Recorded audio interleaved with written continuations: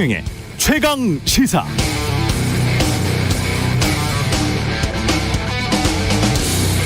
네, 어제 치러진 전국 동시지방선거 17개 광역시도 단체장 선거에서 국민의힘이 12곳 당선 확정됐고요. 민주당은 4곳 당선 확정됐습니다.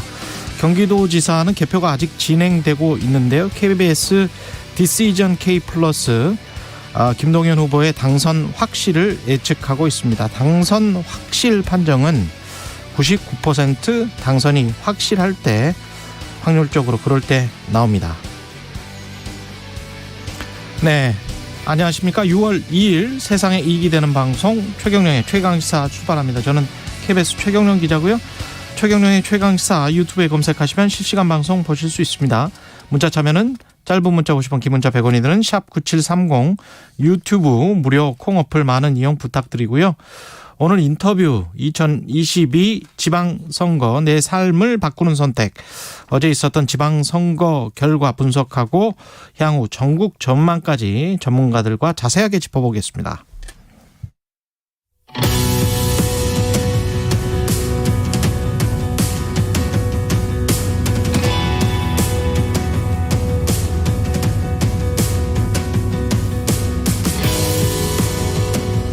네, 대통령 선거 연장이다 이렇게 불렸던 6.1 지방선거, 여당이 된 집권여당 국민의힘이 압승 거뒀습니다. 불과 4년 만에 지방 권력이 전면 교체됐는데요. 유권자의 선택 무엇을 의미하는지, 그리고 앞으로 전국은 어떻게 전개가 될지 함께 말씀 나눠주실 세 분 모셨습니다. 민동기 기자 나오셨고요. 안녕하십니까. 예, 김민하 시사평론가 나오셨고요. 안녕하세요. 예, 여론조사기관 메타보이스의 김봉신 대표 나오셨습니다. 안녕하십니까. 안녕하세요. 예, 일단 지금 당선 확실로 생각을 한다면 어떻게 되나요? 12대 5가 되는 거죠. 네. 12대 5. 어떻게 보십니까? 결과는? 저는 예상을 했습니다. 12대 5다. 13대 4나 12대 5가 될 것이다. 이런 예측들을 하는 여론조사 기관들이 꽤 있었는데 어떻게 보셨는지 궁금하네요. 김봉신 대표 같은 경우는. 예. 처음에 이제 13대 4 정도 예상을 한 거는 맞습니다. 예. 많은 여론조사 기관 분석가들이 그렇게 예상을 했었고요. 지금 신승을 거둬서 경기지사를 김동연 후보가 신승 거둬서 12대 5가 됐는데요. 이게 내용상 보면은 예측하고 큰 차이는 없는 것 같습니다. 예. 김연아 평론가는 마찬가지죠. 이제 그나마 이제 민주당 입장에서 좀 희망을 걸어볼 만한 데가 지금 말씀하신 대로 이제 경기하고 그다음에 충남권에 이제 대전, 세종, 그다음에 한 발 더 나가면 혹시 충남지사, 그리고 민주당의 희망을 좀 많이 섞어서 얘기하면 강원지사 이 정도 이제 기대를 했었던 것인데, 사실 이제 기대는 기대였던 것이고, 그리고 세종하고 대전의 경우에는 역시나 이제 박빙승부가 이제 진행이 된 거고요. 그리고 경기도 거의 이제 지다가 이겼다. 어떤 극적인 역전이다. 이렇게 지금 평가가 되고 있는 거 아니겠습니까?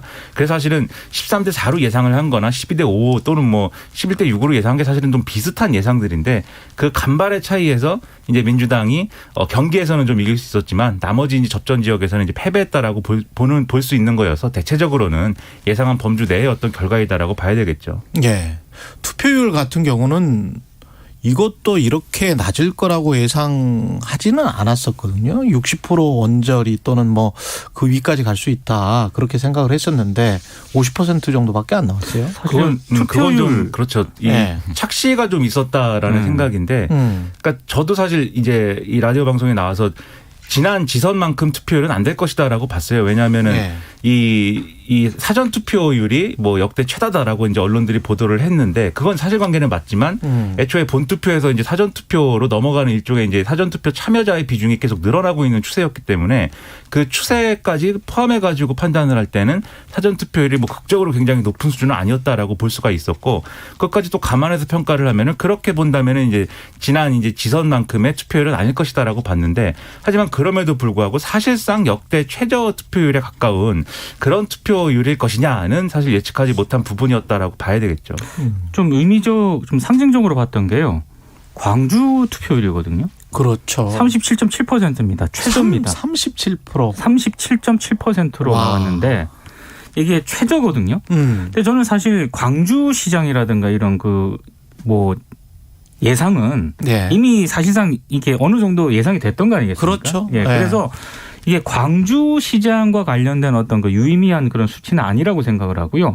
그 왜 이렇게 낮은 투표가 나왔을까? 결국에는 광주의 낮은 투표는 다른 지역에 있는 그 호남 유권자들이지 않습니까? 그렇죠. 여기에 좀 상당히 좀 신호를 줄 수가 있다. 그래서 이를테면 수도권의 호남 유권자들에게 굉장히 좀 투표 참여를 낮게 만드는 어떤 그런 효과를 가져올 수 있겠다라는 생각은 했었거든요. 근데 광주 투표글을 보고 다른 지역의 호남 유권자들이나 민주당 성향의 지지자들이 이걸 투표를 하는 건 아니니까 그런 어떤 정서, 그러니까 민주당을 지금 찍는 게 굉장히 좀 힘들다. 민주당 지지자였지만 그렇죠. 그런 정서가 이제 전국적으로 있었다라고 봐야 되는 거 아니에요? 경쟁이 대선이라든가 이런 게 경쟁이 격화되거나 예. 어떤 이슈라든가 이런 게 막 불거졌을 때 그러니까 선거 자체가 굉장히 좀 주목을 많이 받게 되면은 호남이라든가 이런 데서는 투표율이 올라가지 않습니까? 예. 그래서 그렇게 투표율이 올라가면서 다른 지역에 있는 호남 유권자들한테도 투표를 독려한다거나 이런 분위기가 분명히 있었거든요. 근데 전화를 막 한다거나. 그렇죠. 근데 이번에는 광주에서 굉장히 낮게 나왔습니다. 근데 이제 광주에서 2018년에 59였습니다. 그러니까 전체 평균이 60이었을 때 59였으니까 광주가 결코 투표율이 낮은 지역이 아닌데 이번에는 37.7이니까 20%포인트 이상 빠진 거거든요. 그렇죠. 그런데 이제 그 원인에 대해서 광주가 이제 민주화 운동의 중심이다. 민도가 높은 곳이다라고 해가지고 이해를 하기보다는 사실은 인물이죠. 그 당시는 이제 이용섭 그렇죠. 나왔었고 그러니까 예. 신인이 나왔을 때의 반응과 사실은 지금 강기정 그 당선자는 이미 그 지역에 굉장히 오래 터줏대감 역할을 하고 있었거든요. 그러니까 신인이 나와서 새로운 정치를 펼치는 것과 기존에 있던 인물이 나오는 거하고 완전히 양상이 다릅니다. 지금 경기도도 마찬가지인데요. 경기도에서 신승을 거뒀지 않습니까? 거의 유일하게 광역단체장급에서 민주당에서는 신인이 나선 지역이 경기도입니다. 김동연. 예. 예. 다른 지역에서 기존의 인물은 진짜 세게 깨졌거든요.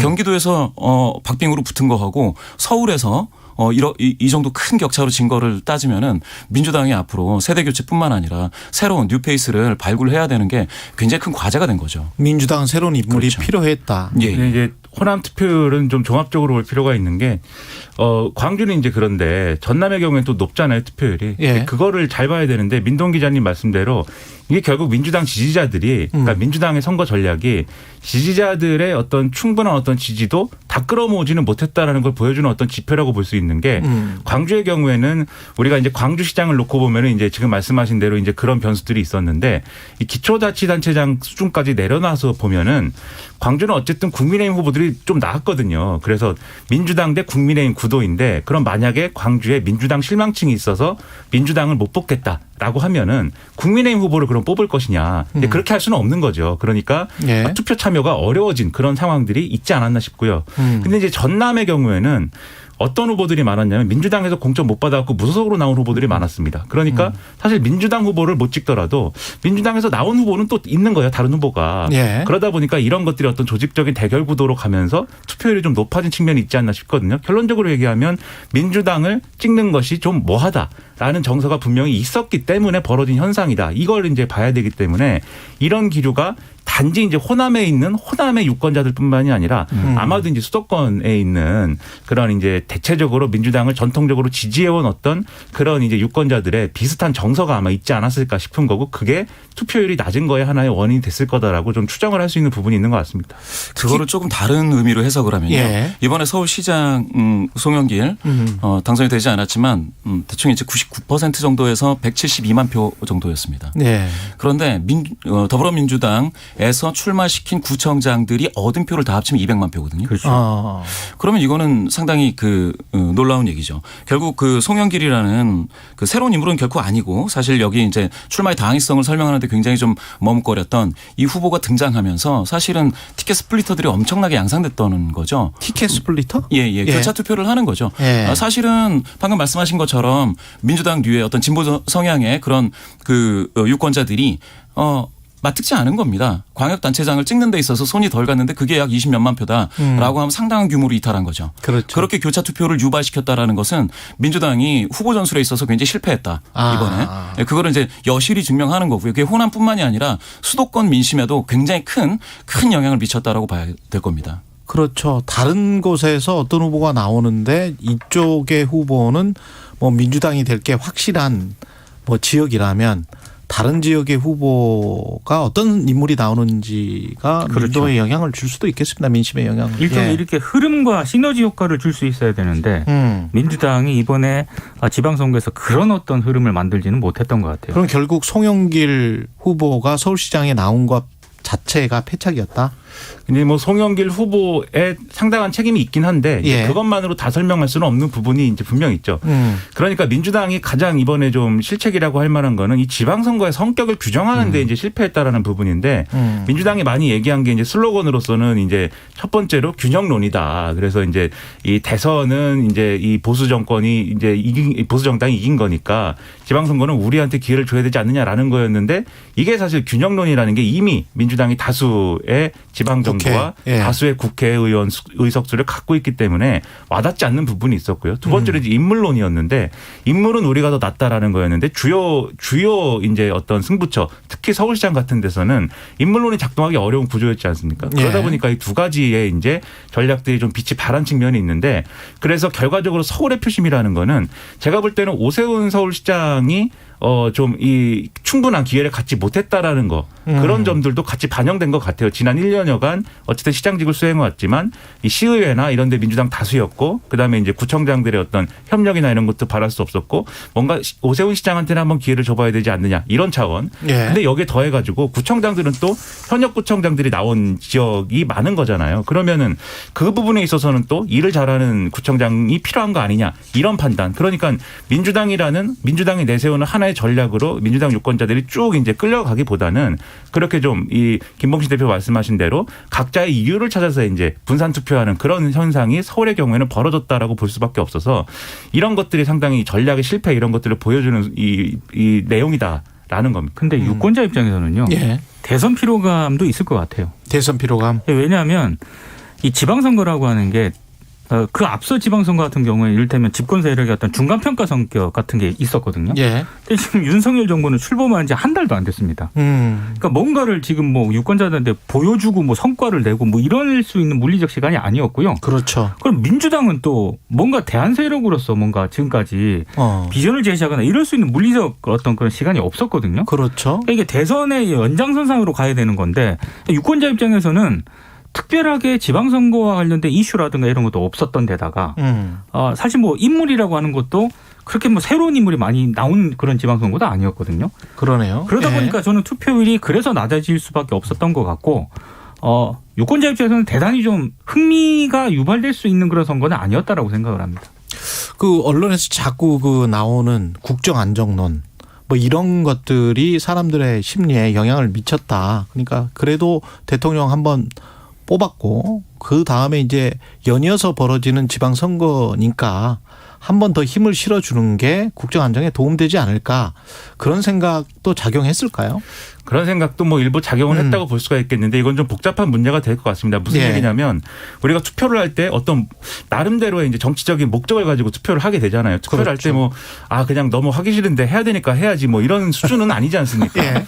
근데 이제 목표가 있어야 되는데 예를 들면 대선의 경우에는 정권을 꼭 바꿔야겠어. 내가 지금 뭐 몸이 아파서 병원에 가야 되지만 병원 가는 걸 미루더라도 난 투표를 해야 되겠어. 이렇게 생각할 만한 어떤 동력이 생기는데 근데 그런 동력을 지금 국정을 안정시켜야 겠다 이런 생각으로 그런 동력이 충분히 마련되지는 또 않는 거거든요. 그게 예. 온도차가 있는 거니까. 그래서 국정 안정론이 작용을 했지만 절대적인 어떤 위력을 발휘하기는 좀 어려웠다고 보고요. 오히려 보수적인 유권자들도 대선에서 정권을 바꿨기 때문에 지방선거에서 특별히 또 어떤 절실함을 가지고 이제 투표장에 가자라기보다는 투표를 많이 포기하는 현상이 이 보수 유권자들 사이에서도 있었을 것 같고 예. 그러면은 이제 지금 말씀대로 하면은 국민의힘 지지자나 더불어민주당 지지자나 각자의 이유로 더불어민주당 뭐 지도부 내용도 있고 여러 가지 복잡한 문제가 있었으니까 그 이야기는 좀 이따 하죠. 그렇죠. 네. 예. 각자의 이유로 투표를 좀 망설였다라고 하면은 기존의 이 투표에 대해서 아주 일상적으로 이제 투표를 열심히 하는 계층이 많이 투표장에 갔을 거거든요. 그게 뭐냐면 이제 고령층들 아니겠습니까? 기존의 어떤 이 선거의 계산으로 본다면 예. 그렇게 보면은 이제 그런 구도 자체가 이제 국민의힘에 유리한 측면으로 이어진 것이지 국정 안정론이 완전히 뭐 이 담론을 휩쓸었다라든지 이렇게 보기엔 좀 어려운 측면이 있는 것 같습니다. 지금 중간중간에 당선자들 연결해서 당선 소감을 좀 들어볼 거거든요. 우리가 방송하면서. 먼저 제주 울 보궐선거 승리한 더불어민주당 김한규 당선자 전화로 연결돼 있습니다. 안녕하세요. 네, 안녕하세요. 김한규입니다. 예, 일단 당선 축하드리고요. 소감부터 네, 부탁드리겠습니다. 예. 네, 정말 사랑하는 제주 도민들을 위해서 일할 수 있는 기회를 주셔서 너무 감사드리고 짧은 선거운동 기간 동안 저를 알리기에 부족했는데 하여튼 새로운 후보에게 과감한 기회를 주셔서 대단히 감사드립니다. 그 당초 여론조사나 뭐 이런 것보다는 격차가 많이 좁혀졌었던 거잖아요. 결과를 보면. 네. 예, 뭐가 가장 큰 영향을 미쳤다고 보세요?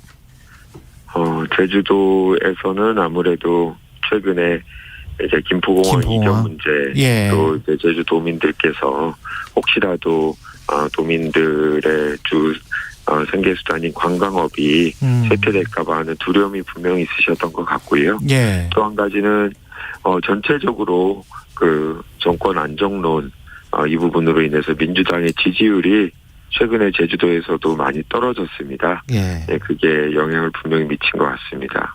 그럼에도 불구하고 김한규를 선택한 이유는 뭘까요?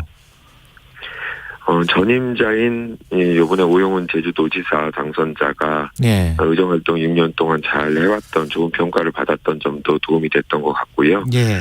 김한규라는 인물이 좀 낯설은 인물인데 그래도 기존에 제주 지역에서 국회의원 당선됐던 분들과 달리 조금 더 젊고 또 다른 경험을 갖고 있어서 새로운 인물한테 한번 기회를 줘보자라는 기대 심리도 또 상당히 컸었던 것 같습니다. 예.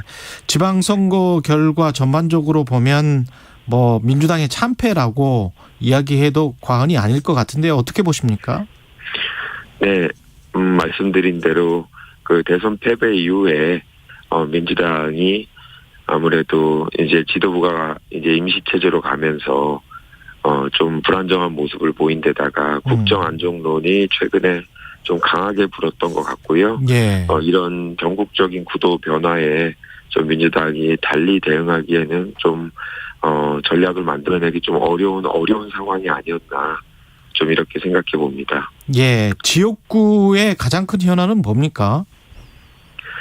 저희 지역은 1차 산업이 아직 많은 곳입니다. 예. 그러다 보니 농업이라든지 또 해녀분들 이런 분들이 기존과 달리 경쟁력이 좀 떨어지고 있는데 그럼에도 불구하고 1차 산업을 계속 유지해야 되는 그래서 정부가 또 도가 이분들의 경쟁력을 유지할 수 있도록 적극적인 지원을 해야 되는 그런 문제가 있습니다. 또 한 가지는 이제 도농복합 지역이다 보니까 또 도시 지역도 또 원도심이 상당히 오래돼서 활기를 잃었는데 이 도지재생 프로젝트로 다시 한번 활기를 찾아야 되는 이런 문제도 갖고 있는 곳입니다. 예, 국회의원으로서 이제 첫 발을 내딛게 되셨고요.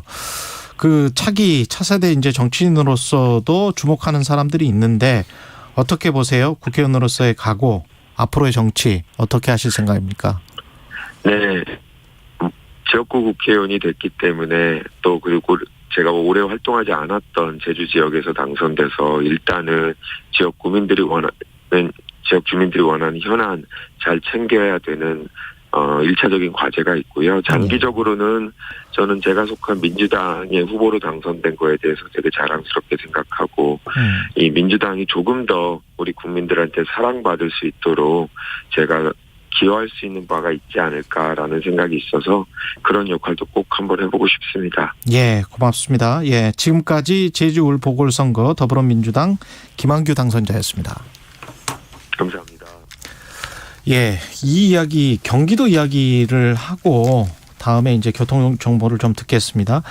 그 경기도 같은 경우는 뭐 계속 지다가 12시간 동안 지다가요. 예. 마지막 1시간 반 동안 이겼다는 얘기가 있습니다. 예. 결국 그렇게 됐는데 뭐 그거는 이제 뭐 투표함을 개함하는 그 순서가 그렇게 된 건 거 아니에요. 네.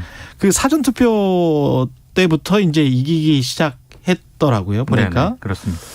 그런데 경기도지사 뭐가 영향을 미쳤을지도 모르겠고 이게 인물일까요? 아니면은 막판에 어떤 그 김은혜 후보의 관련된 재산이랄지 KT 뭐 이런 공채 의혹이랄지 뭐 이런 것들 때문이었을까요? 일단 제가 봤을 때는 이제 민주당 후보 중에서 유일하게 이제 신인이 나가서 인물이 상당히 인물론에서 이제 인정을 받았다. 그래서 후광 효과라든지 그 윤석열 정부의 후광 효과에 기대고 있는 김은혜 후보보다는 시간이 가면 갈수록 조금만 더 강해질 수 있다라는 예측은 있었습니다. 그런데 김은혜 후보하고 오세훈 후보를 좀 비교하자면 그 20대 남성에 대한 결집력에서 상당히 차이가 있었거든요. 그에 비하면 김동연 후보는 그 20대 여성에 대한 결집력이 상당했고 그렇게 따지면은 김은혜 후보가 지금 최근에 나타났던 그 대선과 지선을 관통했던 그 세대 포이론의 수혜자가 될 수 없었다라는 점에서 일단 기본적으로 상당히 그 제한이 있었는데요. 그 이유 중에 하나는 방금 말씀하셨던 뭐 KT와 관련된 그런 의혹이라든지 재산과 관련된 이야기들에서 중도 성향의 어떤 그 청년 유권자가 일부 이탈하지 않았겠느냐 이렇게 보고 있습니다.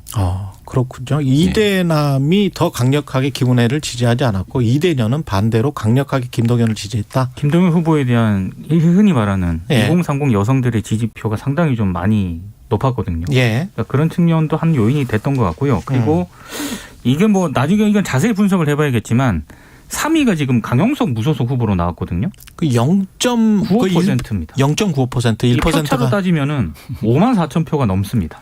결국은 또 강용석 책임론이 나오나요?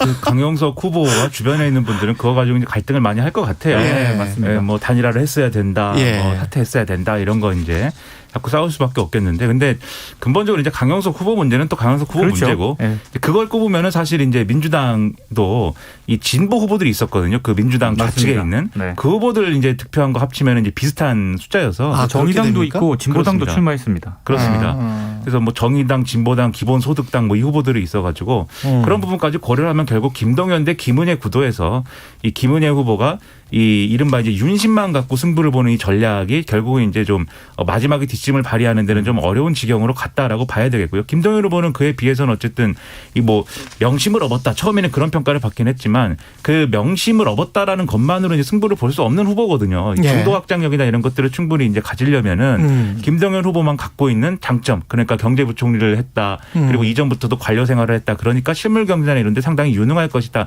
이 점을 충분히 보여주는 이제 그러한 선거운동을 했어야 되는데 그게 뭐 충분히 되진 않았던 것 같아요. 만약에 그게 잘 됐으면 좀 더 이제 여유 있게 이겼을 수도 있는 그런 구도라고 저는 생각을 했는데 그렇군요. 그런 네. 것들이 좀 안 되고 민주당이 전반적으로 분위기가 안 좋다 보니까 사실 이제 굉장히 적은 표차로 예. 질 수도 있었던 그런 선거를 치르게 된 것이어서 이 간발의 차이가 이 어떤 승패를 가른 거여서 상당히 평가하기가 난감한 그런 선거입니다, 사실. 예. 김민아 평론가였고요. 민동기 기자 그리고 메타보이스 김봉신 대표와 함께 하고 있습니다. 잠시 날씨와 교통정보 듣고 다시 돌아오겠습니다. 오늘도 전국이 대체로 맑은 하늘에 공기도 깨끗하겠습니다. 다만 일부 서해안 지역은 아침까지 짙은 안개에 주의가 필요하고요. 낮 기온이 어제와 비슷해 덥겠습니다. 지금 서울이 18도를 가리키는데 한낮엔 27도까지 오르겠고 강릉 31도, 대전, 광주 30도, 대구가 33도 안팎까지 오르겠습니다. 낮 동안 자외선이 강한 데다 일교차도 큰 만큼 옷차림 잘 해주시기 바랍니다. 밀양의 산불은 아직 꺼지지 않은 가운데 건조주의보가 강원, 영동, 경상권, 충북까지 확대했습니다. 불씨 관리 잘 해주셔야겠습니다. 내일은 동풍이 불면서 동해안 지역의 낮 기온이 뚝 떨어지겠습니다. 강릉과 포항이 한낮에도 23, 4도에 머물겠고요. 반면 서울과 대전은 32도, 광주 33도까지 치솟는 등 서쪽 지역은 때이른 더위가 절정에 달하겠습니다. 지금 서울의 기온 18.7도입니다. 날씨 정보 박다효였습니다.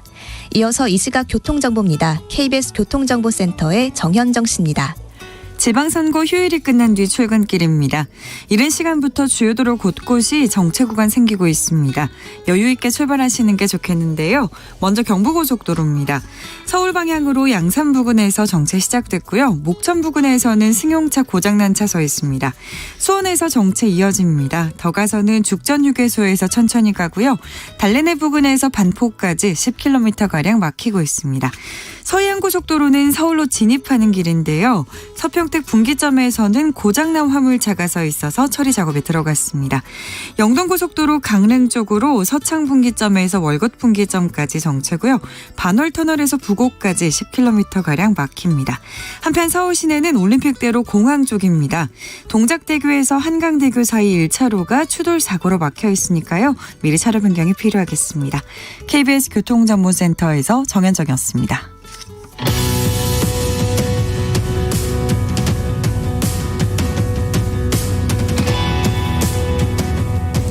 네, 김민아 민동기 시사평론가 메타보이스 김봉신 대표와 함께 2022 지방선거 내 삶을 바꾸는 선택 최경영의 최강시사 계속 이어가겠습니다. 서울 이야기를 좀 더 해봐야 될 것 같아요. 이게 구청장 선거 같은 경우는 25개, 25개가 네. 있잖아요. 그래서 서울 이야기 하기 전에 지금 바로 김진태 강원도지사 당선인이 연결이 돼 있대요. 예, 그래서 당선인 연결 듣고 이야기 계속 이어가도록 하겠습니다. 안녕하세요. 네, 안녕하십니까. 예, 반갑습니다. 축하드립니다. 예. 네, 고맙습니다. 예, 강원특별자치도지사 초대 이 도지사가 되셨습니다. 특별자치도에. 네. 소감이 네. 어떠세요? 아직도 정말 좀 얼떨떨하고 실감이 나지 않습니다. 그동안 참 여러 가지 파란만장하고 우여곡절을 많이 겪었는데요. 예. 특히 이런 중요한 시기에 또 중책을 맡게 돼서 우리 또 이렇게 맡겨주신 도민 여러분들께 정말 감사한 마음 가지고 있고요. 특별자치도 이제 1년 뒤에 시행을 하는데, 예. 철저히 준비를 해서 정말 알찬 내용으로 만들어내겠습니다. 예. 어떤 특별한 계획을 갖고 계십니까? 강원특별자치도에 대해서? 네, 그것이 지금 그야말로 말 그대로 예. 정말 특별한 거기 지위와 역할을 부여받고 또 자치권을 많이 부여받는 방향으로 가야 할 텐데요. 예. 일단 제가 생각하고 있는 것은 네 가지 분야로 하고 있습니다. 경제적으로 특구를 만들고, 예. 또 교육 특구를 만들어서 그동안 좀 이렇게 굉장히 저하됐던 학력 수준을 다시 상상시키고, 관광 특구를 또 조성해서 이 관광을 산업과 연결시키고요. 유일한 분단도인 강원도가 장기적으로 통일을 준비하는 그런 여건도 조성하도록 하겠습니다. 예. 이번 지방선거 결과 이제 다른 지역들도 아마 보셨을 거예요. 전반적으로 평가를 하시면 정치적인 의미가 어떻다라고 보세요? 네, 이 강원도에서도 정말 어렵게 이번에 강원도지사를 저희가 가져오게 된 것은 첫 번째 이유는 새 정부가 일하게 해줘야 된다는 여론이 아무래도 많았습니다. 강원도에서는요. 예. 그래서 거기에 새 정부, 윤석열 정부와 좀 힘을 합쳐서 일을 잘해 나가야 되겠고요. 두 번째는 이 강원도가 지난 12년 동안 민주당이 도지사를 하고 있었는데요. 그러다 보니까 이 선거를 3번도 아니고 보궐선거까지 포함해서 4번을 연속해서 졌던 것입니다.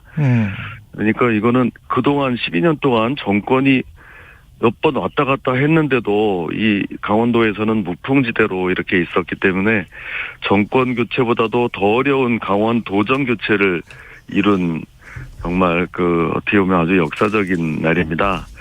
그래서 그런 기대에 부응하기 위해서 제가 더 열심히 할 각오를 다지고 있습니다. 예. 여기까지 듣겠습니다. 국민의힘 김진태 강원특별자치도지사 당선자였습니다. 고맙습니다. 네, 고맙습니다. 예.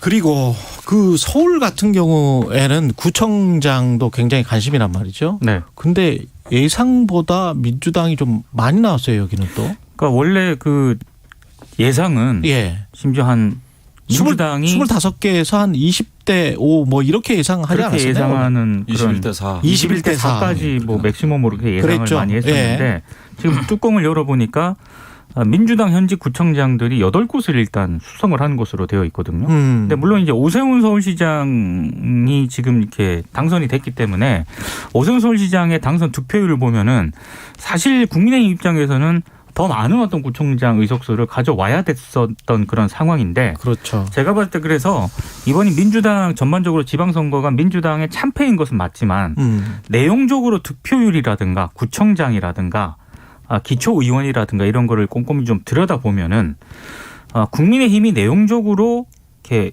확실하게 압도적으로 이겼다라고 하기에는 완벽하게 승리했냐? 네, 이거는 좀 다르게 평가할 대목들이 많은 것 같습니다. 맞는 말씀인 것 같아요. 왜냐하면 이제 지금 말씀하신 대로 이 오세훈 시장한테 뭔가 한번 기회를 줘보자라는 여론은 분명히 있었던 것 같은데 그래서 아마도 민주당 지지층에서도 일부 이제 표 이탈이 실질적으로 오세훈 시장을 그냥 뭐 찍는 데까지 간 부분도 일부는 있었을 것 같아요. 지금 예. 이제 결국 득표 나온 거 이런 걸 보면은 그렇지 않으면 이게 숫자가 잘 안 맞는다는 생각인데 아무튼 그런 것까지 고려를 하면 이제 그런 부분이 분명히 있었는데 하지만 구청장이라고 하는 건 이제 또 다른 문제지 않습니까? 구청장은 어쨌든 그 지역의 현안하고도 같이 맞물려 있는 그런 부분들도 있어서 네. 현직 구청장들에 대한 평가가 있었을 것이고 그리고 이제 또 이 국민의힘이 또 그동안 이제 지역 조직이나 이런 것들이 많이 좀 부실해진 상황에서 적재적소에 정말 필요한 후보를 이제 잘 냈느냐 하는 것도 평가해 볼 지점이어서 이런 부분에서 좀 엇갈린 부분이 있다라고 생각이 되는데요. 다만 이제 민주당의 입장에서 볼 때 숫자는 이제 좀 그래도 어느 정도 수성했다라고 하지만 그 수성한 이제 그 지역이 전통적인 이제 민주당 지지세가 좀 강했던 지역에 좀 국한이 돼 있는 상황이 있어요. 그렇게 본다고 하면은 민주당도 뭐 선전했다라고만 얘기하기는 어렵고 뭐 최소한 정말 잃지 말아야 될 때를 지킨 정도의 효과 아닐까 이런 생각도 좀 듭니다. 그게 사실은 선거 전략에서 이번에 민주당이 대선 때는 이제 효능감과 관련돼서 지나치게 이제 그쪽에 강박됐단 말입니다. 예. 그러다 보니까 이번에 서울시장인 송영길 후보도 유능한으로 갔어요. 근데 이게 좀 안 맞습니다. 구청장 수준에서는 이게 이제 일 잘하는 유능한 이게 뭐 기호가 1번이니까 그렇게 갖다 붙여서 현역이 그 프리미엄을 가져갈 수가 있죠. 그런데 아니 그 뭐 인천시장을 했던 송영길 후보가 와가지고 유능함을 이야기해서 오세훈 후보하고 대결을 한다라는 게 안 맞는단 말입니다. 이렇게 그러니까 광역 수준과 기초 수준에서 가져가야 될 주된 메시지 아까 이 선거를 뭐라고 규정할 것이냐라는 부분에서 안 맞았다고 하셨는데 그러한 어떤 전반적인 메시지의 톤의 매너가 안 맞은 거예요. 예. 그러다 보니까 이제 굉장히 광역에서는 확 빠지고 예. 일부 구청장은 현역 프리미엄을 얻고 되는 일 잘하는 증명이 된다면 예. 인물이 된다면 그러면은 이제 당선이 되는 경우가 있고 이렇게 좀 불균형이 되는 거죠. 예. 이번에 국회의원 재보궐선거도 같이 했단 말이죠. 이 결과가 뭐 거의 이제 국민의힘이 그 한 5곳 정도 확보를 했는데 어떻게 보세요? 이 결과가 국회 운영이나 뭐 이런 거에도 영향을 미칠까요? 근데 다수당은 여전히 민주당이 차지하는 과반 이상이기 때문에 그렇습니다. 예. 이거 어떤 뭐 국회의 운영이라든가 이런 뭐 민주당의 다수당 구성이라 이런 거에 영향을 미친다기보다는 아무래도 이재명 후보 같은 경우에는 인천 개항을 해서 이제 약간 신승을 거뒀잖아요. 예. 그러니까 이재명 후보의 향후 뭐 진로라든가 민주당이 향후 이제 전당대회를 앞두고 있기 때문에 네. 이런 쪽으로 연결이 될 가능성이 많고 그 미래에 관해서는 좀 이따가 그렇습니다. 예. 오세훈, 이재명, 김동연, 김은혜, 안철수, 이준석 뭐 좀 이야기를 해보죠. 복잡하더라고요. 예, 복잡해요. 네. 예. 8시 이후에. 재보궐선거는 뭐 지금 민동기 기자님 말씀하신 대로 의석수 자체에 큰 영향을 주는 건 아니지만 근데 여러 가지 이제 선거에 대한 평가에 영향을 주는 것이죠. 예. 그러니까 이 재보궐선거도 어느 쪽이 이겼느냐라고 보려면 처음에 이제 뭐 4대 3의 구도에서 어느 쪽이 하나를 더 가져가느냐의 승부다라고 봤는데 국민의힘이 하나를 더 가져간 게 됐으니까 예. 그러면 이게 뭐 결과적으로 얘기하면 국민의힘이 승리다 이렇게 되는 것이고 그러면 이제 그 지방선거도 승리했고 재보궐선거도 승리했다. 라고 하는 거니까 정권 입장에서는 윤석열 대통령 입장에서는 힘을 좀 받게 되는. 그렇죠. 뭐 힘을 좀 받게 되는 효과로 이어지는 거고 그러면 뭔가를 이제 하고 싶은 그동안 좀 밀어놨던 일들을 추진을 막 하게 되는 상황이 될 건데 예. 근데 또 문제는 국회에서 다수당은 여전히 이제 민주당인 것이기 그렇죠. 때문에 아마도 그런 맥락에서의 강대강 대치가 일어난다든지 이후 국회 상황이 그렇게 넘어갈 가능성이 상당히 있어 보입니다. 예. 김봉신 대표는 어떻게 생각하세요? 글쎄요, 이제 방금 말씀하신 대로 여전히 다수당은 민주당이다. 예. 라는 차원에서 이제 큰 변화는 뭐 기대하기 어려울 텐데요. 문제라기보다는 어떤 기대감이 있을 수 있는 그 이재명이라는 인물이 국회 권력에 이제 좀 더 접근해 들어왔다. 그래서 발생할 수 있는 여러 가지 변화. 촉발될 수 있는 어떤 그러한 흐름이 있지 않을까라는 예. 기대는 좀 가질 수 있을 것 같습니다. 1부는 여기까지 하고요. 2부에서부터는 아까 말씀드린 대로 오세훈, 송영길, 김은혜, 김동연, 이재명, 안철수, 이준석 그리고 이른바 이제 윤석열 대통령의 핵심 관계자들 그리고 앞으로 전개해 나갈 어떤 핵심 아젠다들이 분명히 있을 거란 말이죠. 어떻게 전개가 될지 그리고 정치적 아젠다에서 그 정치적 아젠다가 국민의힘이나 민주당의 아젠다가 아니고 국민들의 아젠다가 되는데 그런 어떤 의제 설정들은 어떻게 가져가야 되는 게 정치권이 어떻게 가져가야 되는 게 옳은 것인지 거기에 관해서 좀 이야기를 나눠보겠습니다. KBS 1라디오 최경영의 최강시사 1부는 여기까지 하고요. 잠시 후 2부에서도 2022 지방선거 내 삶을 바꾸는 선택 함께 해 주시기 바랍니다.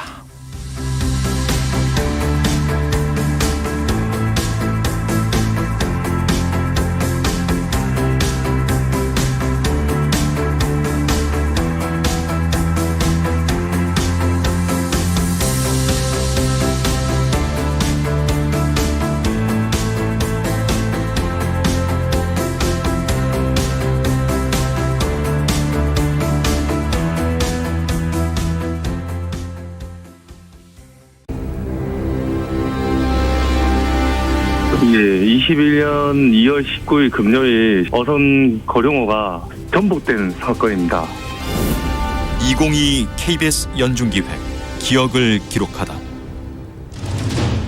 그때 풍랑지부가 발효돼서 상당히 기상이 좋지 않은 상황에서 헬기로 이동하여 수중 수색을 진행하려고 했지만 뒤집어진 선박 위에 올라가는 자체도 엄청 어려운, 그리고 파도가 많이 쳐서 많이 맞고 구조자들이 많이 날아가고 부상도 많이 입은 그 선박 선미 부분에 그물이 100m 정도 날려있는 상태에서 그물이 만약에 저희 잠수 장비에 이제 걸리게 되면 엄청 위험하고 많은 어려움이 있었습니다. 그 당시보다는 이제 갔다 와서 이제 복귀했을 때 사고가 일어나기 한 달 전에 저희 둘째 아들이 태어났는데 그때 생각해보면 좀 가족에 대한 애틋한 마음은 다 있겠지만은 그 현장에서는 그런 생각보다는 이제 사건이 빨리 해결됐으면 좋겠다는 생각밖에 없지 후회된 적은 아직 없습니다. 제가 안전해야 하고 제가 안전하게 구조해야만이 우리 가족을 지킬 수 있다는 생각으로 가족을 구하겠다는 마음으로 열심히 최선을 다해서 구조 활동에 임해야 되겠다고 생각하고 있습니다. 사건이 없는 게 제일 저희도 원하는 거죠.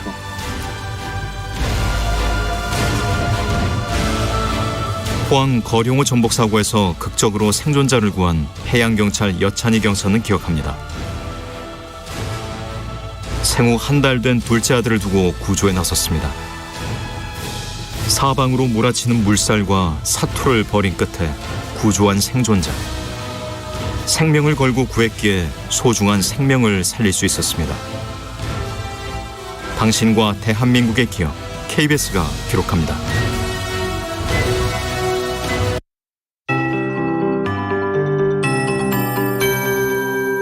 KBS 58분 날씨.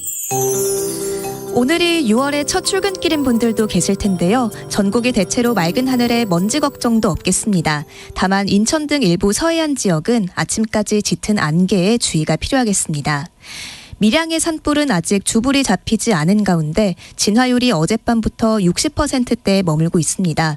연일 맑고 메마른 날씨가 이어지면서 건조주의보가 점점 확대하는 추세인데요. 현재 강원, 영동과 경상권, 충북에 내려져 있습니다. 불씨 관리 잘 해주시기 바랍니다. 현재 기온은 서울이 18도로 어제 같은 시각보다 약간 높습니다. 한낮에 서울이 27도로 어제보단 1도 정도 낮지만 덥겠고요. 대전, 광주가 30도, 강릉 31도, 대구는 33도 안팎까지 오르겠습니다. 강한 햇볕에 낮 동안 자외선 지수와 오존 농도가 높겠습니다. 내일은 동풍이 불어들면서 강원 영동과 경북 동해안의 낮 기온이 뚝 떨어지겠습니다. 강릉과 포항이 한낮에도 23, 4도에 머물겠고요. 반면 서쪽 지역의 공기는 더 뜨거워지겠습니다. 서울이 32도까지 올라서 오늘보다 5도나 높아지겠고 대전 32도, 광주가 33도 안팎까지 오르겠습니다. 동해안 지역은 주말을 지나 다음 주 초까지도 선선하겠습니다. 지금 서울의 기온은 18.9도입니다. 박다효입니다.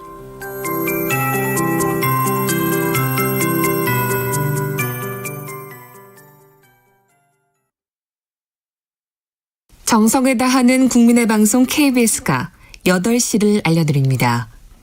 AM 711kHz, FM 97.3MHz, KBS 1라디오입니다. HLKA.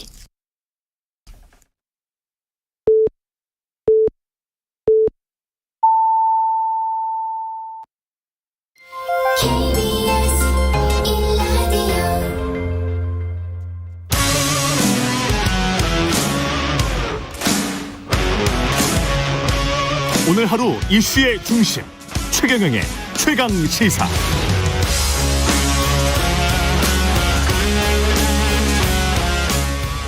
네, 김민아 민동기 시사평론가 그리고 메타보이스 김봉신 대표와 함께 하고 있습니다. 2022 지방선거 내 삶을 바꾸는 선택.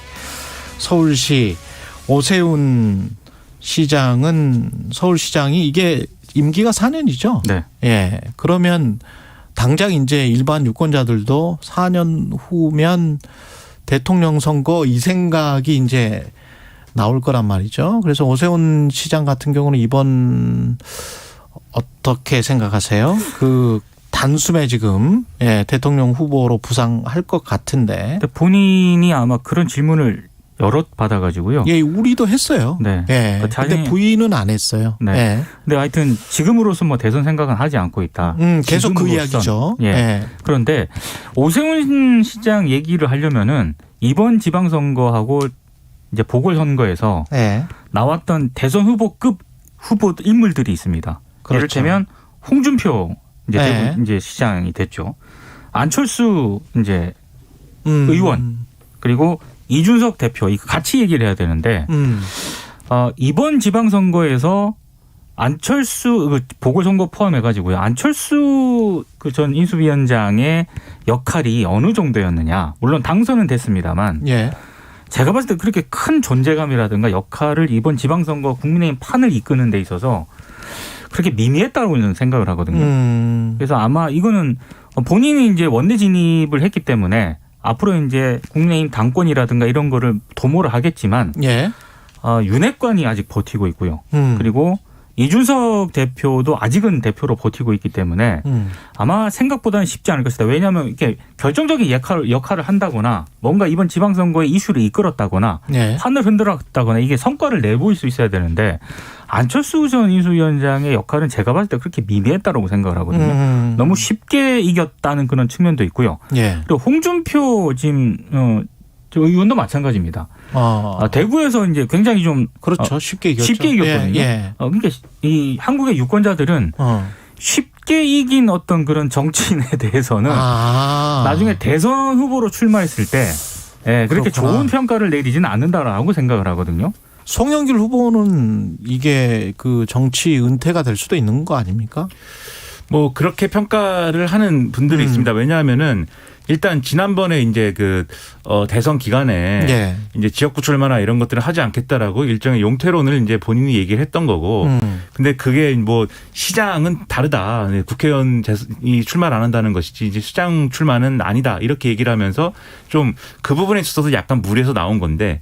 나온 것도 나온 거지만 이 서울시장에 또 출마하는 과정이라는 게 예를 들면은 민주당이 우리가 차타 정말 후보가 없으니까 송영길 전 대표로 나가주십시오 이렇게 해서 이제 출마를 했다거나 그러면 또 달랐을 텐데 그게 아니지 않습니까? 송영길 전 대표가 굉장히 이제 적극적으로 본인이 움직여서 출마한 모양새가 돼버렸고 이게 뭐 그런 측면들이 있기 때문에 결과적으로는 이 선거의 책임론을 일정 부분 안고 갈 수밖에 없어요. 대선 패배의 책임론에 더해가지고 그러네요. 이 지방선거 특히 서울시장 선거가 이렇게 된 거에 대해서는 그 책임론을 안고 갈 수밖에 없어서 아마도 이제 재기의 어떤 발판을 만든다던가 자기 공간을 찾기는 상당히 어려워졌다라고 이제 봐야 되겠습니다. 특히 민주당은 전당대회 앞두고 아마 86 용태로 이런 얘기가 분명히 또 나올 것이기 때문에 그 송영길 지금 뭐 전 대표 같은 경우에는 그 부분에 있어서도 이제 포함되는 인물이거든요.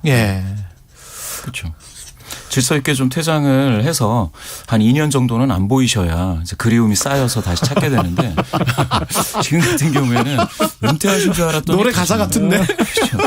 아니 탤런트 하시다가 갑자기 가수로 데뷔하시는 네. 이런 정도로 보이니 사람들이 약간 좀 식상했을 것 같아요. 예, 알겠습니다. 여기에서 국민의힘 유정복 인천시장 당선자 전화로 연결이 돼 있는데요. 만나보겠습니다.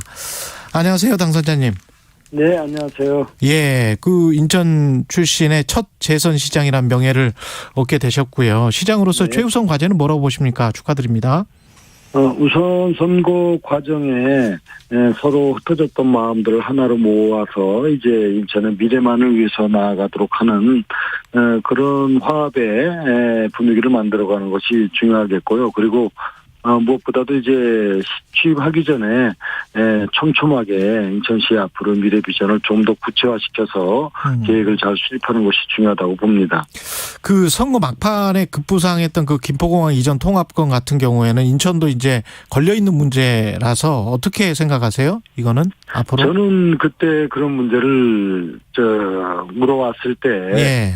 사실 지금 선거를 며칠 앞두고 그렇게 급조해서 공약을 내셔서 판단할 문제가 전혀 아니다. 이것은 지금으로서는 얘기할 가치가 없다. 얼마든지 그동안 대선도 있었고 충분히 얘기 낼 수 있는 부분이고 서로 이해관계도 다양한 측면에서 볼 수 있는 부분을 갖고 선거용으로 급조해서 이렇게 나오는 것 자체에 대해서 난 논평하지 않겠다. 이런 말씀을 드렸어요. 그래서 이 문제는 이렇게 그냥 가볍게 정치적인 오히려 이해관계만 생각해서 할 일이 아니다. 이렇게 생각하고요. 문제는 여러 가지 논점이 있는데 그렇게 간단하게 김포 공항이 무슨 어디 조그만 가게 하나 옮기는 게 아니기 때문에 그렇게 가볍게 생각해서는 안 된다. 예. 51.8%로 인천시장 당선이 되셨고요.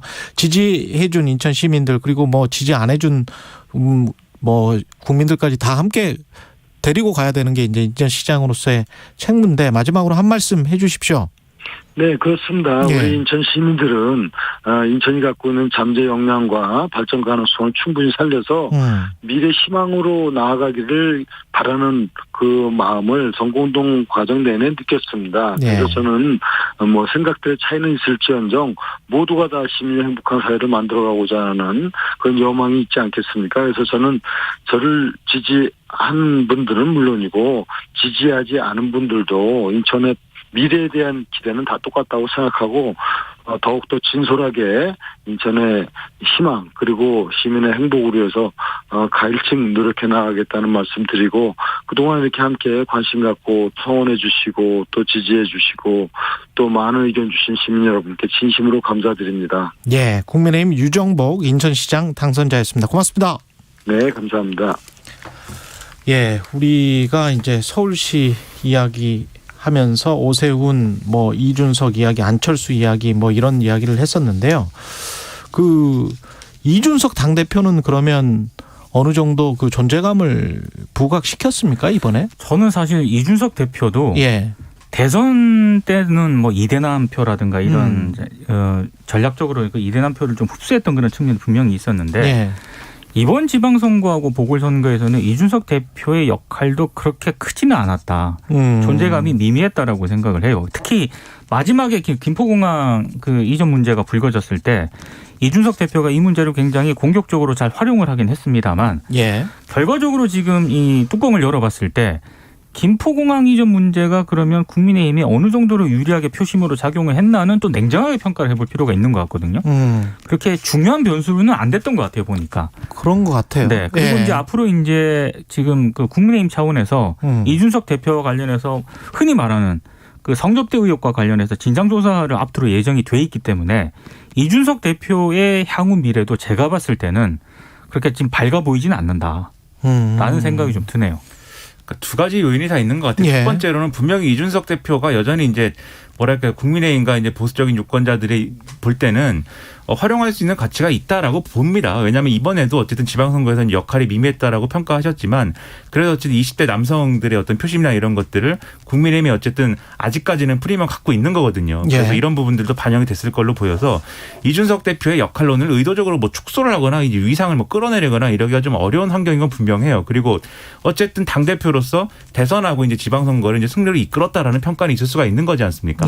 그리고 이 선거 뉴스에서 계속 약방의 감초처럼 나왔거든요. 그게 뭐 어떤 맥락이든 간에 그런 것들은 이제 외면할 수는 없을 텐데 다만 그걸 다시 좀 이 해석을 해보면은 이런 부분이 분명히 있어요. 이제 지방선거 승리를 했기 때문에 윤석열 대통령으로서는 이제부터는 본인 위주의 어떤 국정 운영 아젠다의 드라이브를 막 걸고 갈 텐데 이것이 이제 이준석 대표 체제의 여당으로 충분한 것이냐.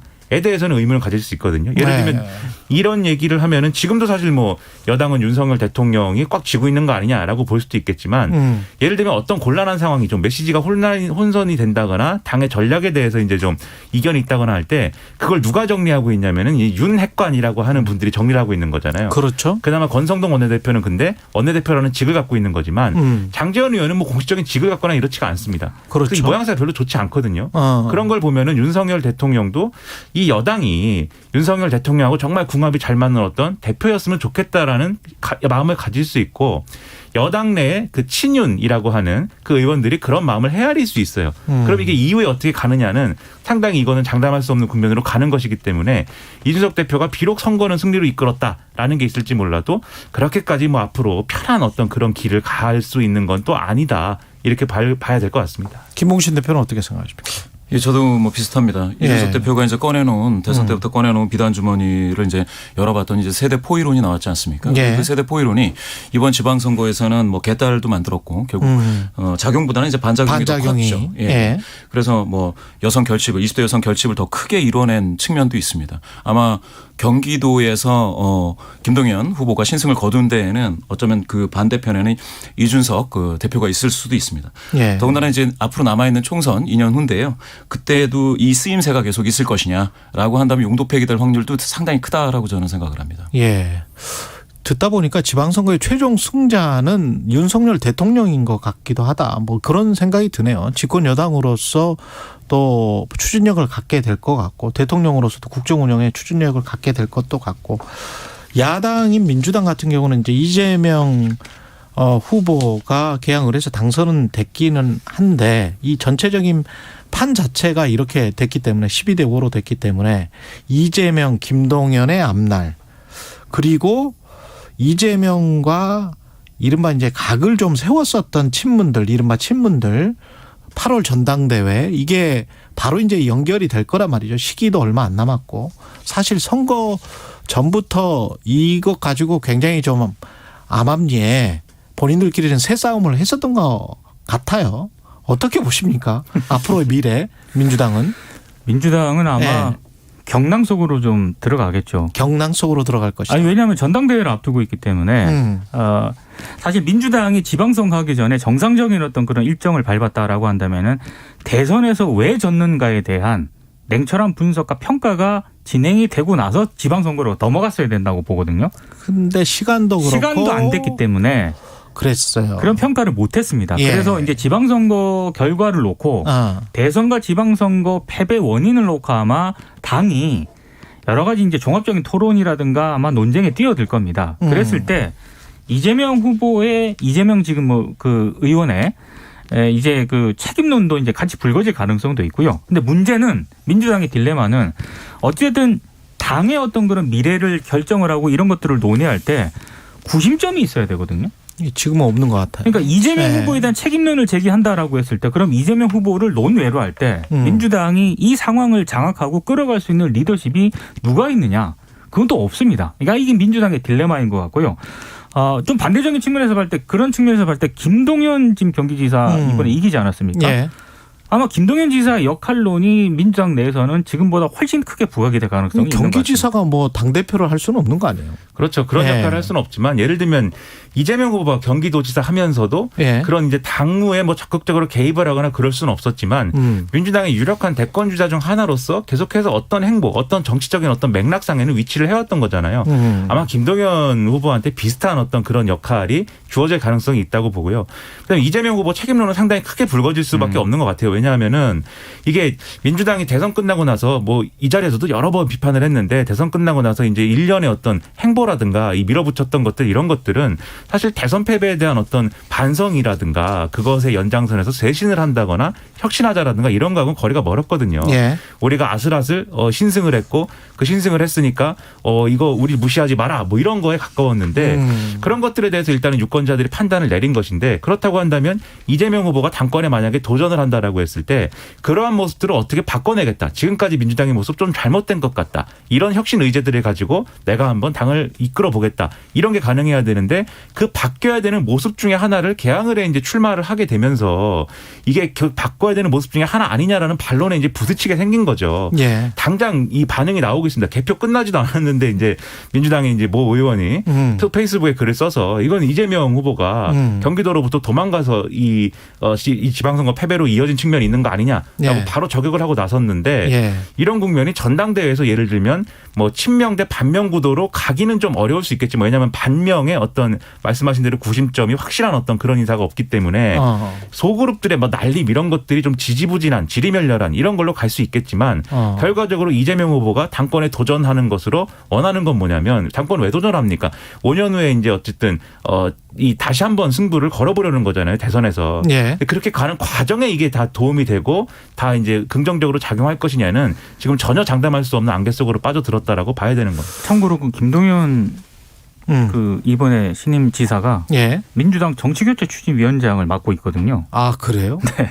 그러니까 지금 앞으로 이제 경기지사기 때문에 민주당에 적극적으로 뭐 이렇게 벌어지는 상황에 개입을 할 수는 없겠지만 한계가 있겠지만 역할로는 제가 봤을 때 지금보다는 훨씬 커질 가능성이 있는 것 같아요. 박지현, 윤호중 이 공동 비대위원장 이분들 그다음에 비대위는 뭐 무조건 사퇴를 하지 않겠어요? 오늘 해체하지 않을까요? 그렇게 되겠죠. 제가 생각할 땐 당하고 또 김동연하고 이제 분리시켜서 생각을 해봐야 될 텐데요. 말씀하신 것처럼 민주당 내 네 분 이거를 봤을 때는 이재명 당선자는 아직도 굉장한 소수파 아니겠습니까? 그렇지만 강고한 지지자들이 붙어 있다라는 걸 따지면은 당이 거의 쪼개지는 정도의 내홍을 겪을 것이다라는 것을 예상하기는 어렵지 않은데요. 그런데 이제 잠깐 떠나서 보면은 김동연 대 이제 오세훈의 구도가 될 것이다. 2026년에 다시 이제 지방선거가 있는데 그 바로 후가 대선 아니겠습니까? 그러면은 정권 심판론, 이 윤 정부에 대한 심판론이 등장하고 그리고 나서 시작이 되는 그 지방선거 그리고 대선인데요. 오세훈 그렇죠. 오세훈은 그러면은 제2의 MB처럼 엄청난 자기 퍼포먼스가 없으면 사실은 대권 도전하기가 쉽지 않게 될 겁니다. 그거에 비해서 이제 김동연은 사실은 정권 심판론을 등에 업고 실적도 가져간다면 사실은 대권 후보가 될 확률이 가장 높죠. 더군다나 당이 이와 같이 내홍을 겪을 때 거기에서 한 발자국 떨어져 있어서 방금 말씀하신 것처럼 정치 개혁적인 발언을 섞을 수 있다면 더할 나위 없이 좋은 그 새로운 인물로 새로운 리더십 으로 부상이 될 것 같습니다. 이번에 지방자치단체장 선거에서 가장 이제 대권 가능성이 높아진 그런 후보가 저는 오세훈 시장이라고 생각을 하는데 변수가 있습니다. 전 두 가지 변수가 있다라고 보는데 오세훈 시장이 흔히 말하는 지금 국민의힘의 윤핵관들하고 어떤 관계 설정을 할 것인가 여기에 따라서 굉장히 오세훈 시장의 미래가 좀 결정이 될 가능성이 있다라고 보고요. 또 하나는 한동훈 법무부 장관 변수가 하나 있는 것 같습니다. 그러네. 한동훈 장관과 또 이 앞으로 전개되는 이 과정에서 지방선거 이후에 한동훈 장관의 역할이라든가 한동훈 장관이 그 지금 어떤 몰이가 있는 것 같아요. 그러니까 어떤 그 새몰이가 들어가는 것 같고 그만큼 또 보수층에서는 인기가 좀 있는 것 같고 그렇습니다. 그런 것들이 나중에 이제 그 실권, 2인자, 뭐 실제적인 권력, 뭐 이런 이야기뿐만이 아니고 대통령 후보로서도 분명히 부각될 거란 말이죠. 그러면 어제 다른 방송에서 이거 어제 그 지방선거 개표 방송 같이 했었는데 어떤 분 그러더라고요.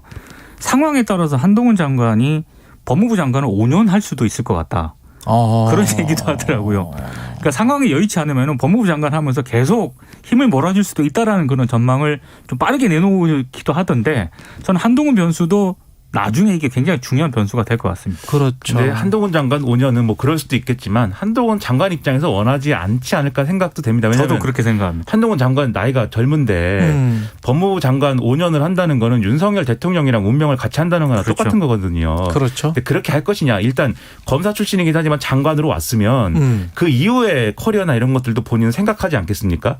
그 이유는 국회의원 나가야 되겠죠. 아마도 정계 진출이나 이런 게 총선을 염두에 두겠죠. 그렇죠. 예. 상당히 커 보이는데 본인의 모색을 할 것이고 그게 지금은 잘 안 보일 수 있겠지만 이 정권 후반부로 가면은 분명히 하나의 또 대권까지 가는데 중요한 변수가 될 수 있겠다라는 생각은 뭐 누구나 할 겁니다. 그리고 이게 지금 힘을 받은 거잖아요. 윤석열 대통령 같은 경우는 힘을 받았기 때문에 뭘 가장 하고 싶어 할까요? 이 지방선거 이후에 지금 일단은 바로 이제 해야 되는 게 물론 이제 인사청문회도 있고 여러 가지를 먼저 이제 좀 해결이 돼야 될 문제들이 있습니다만 정보조직법이나 이런 걸 개정을 해가지고 이제 하고 싶었던 일들을 배치하는 것부터 그렇죠. 이제 할 수 있는 그런 부처의 어떤 얼개를 만들어야 돼요. 근데 이 정보조직법 통과시키는 것부터가 아마 쉽지 않은 상황이 될 것이고 여성가족부 폐지까지 포함한 정보조직법이 될지 안 될지는 모르겠네요. 그렇습니다. 그건 또 이번에 지방선거 결과와 함께 좀 고심을 해야 될 부분인 그렇죠. 것 같지만 애초에 이제 약속했던 그런 것들을 어떻게 할 것이냐에 대해서는 좀 이 걸림돌이 좀 있는 상황이어서 이것이 잘 되느냐에 따라서 또 거기에 연결돼 있는 개혁 과제들이 있는 거잖아요. 뭐 그렇죠. 여러 가지로 뭐 기업의 규제를 풀어야 된다라고도 얘기를 했고 그다음에 뭐 일각에서 이제 안철수 대표가 얘기했던 이제 뭐 연금 개혁이라든가 이런 것들도 얘기했고 여러 가지 과제들이 있지만 뭔가를 추진하기 위해서는 결국 민주당하고의 협치나 뭐 이런 것들을 전제하고 생각을 해야 되거든요. 그 부분이 잘 풀려야 되는데 지금은 장담하기가 어려운 상황이기 때문에 당장 경제 상황도 그렇죠. 그렇게 녹록치가 않고 특히 이제 부동산에 대한 관심이 많았었는데 자산 가격 거품에 대한 우려가 있는 상황에서 이걸 어떻게 할 것이냐, 대출 규제를 계속 해나갈 것이냐, 금리 인상은 또 계속 한다고 하고, 근데 대출 규제는 정부의 몫이고 금리 쪽은 또 한국은행의 몫이기 때문에 이걸 또 어떻게 할지도 모르겠고요. 여러 가지 경우의 수가 있을 것 같습니다. 그 상황에서 또 민심도 요동칠 것 같고 민주당은 또 이럴 때 경제나 시장 상황이 어떻게 나왔을 때 또 어떻게 또 대응을 할지. 그렇죠. 변수들이 좀 있네요.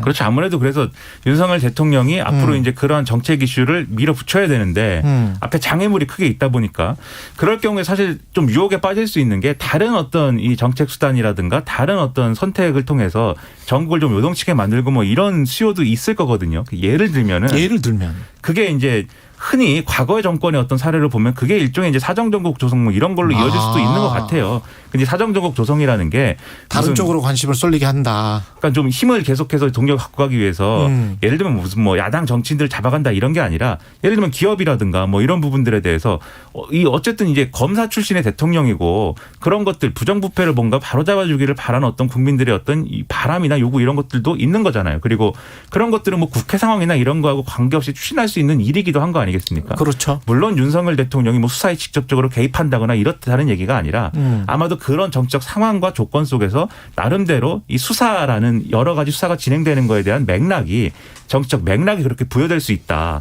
그럼 이 사정정국이 조성되는 거에 대해서는 근데 그렇게 실제로 조성이 되면 또 다른 평가들이 나올 거거든요. 당연하죠. 이게 또 뭐 검찰공화국이냐 이런 얘기가 한쪽에서 나올 수도 있고 그런 것들이 여러모로 또 쟁점이 되는 상황이 좀 이 당분간 오지 않을까라는 생각도 듭니다. 사실 저는 그 이번 지방선거와 관련해서 워낙에 이제 이게 큰 얘기들만 많이 하지 않았습니까? 그렇죠. 근데 저는 꼭 한번 이 얘기는 한번 해보고 싶었던 게 이번에 무투표로 당선된 사람이 몇 명인 줄 아십니까? 507명에 달합니다. 투표 없이 당선된 사람이 507명이거든요. 이거는 제가 봤을 때 좀 다른 얘기긴 한데 정치개혁. 이거는 뭔가 심각한 보완책을 마련하지 않으면은요.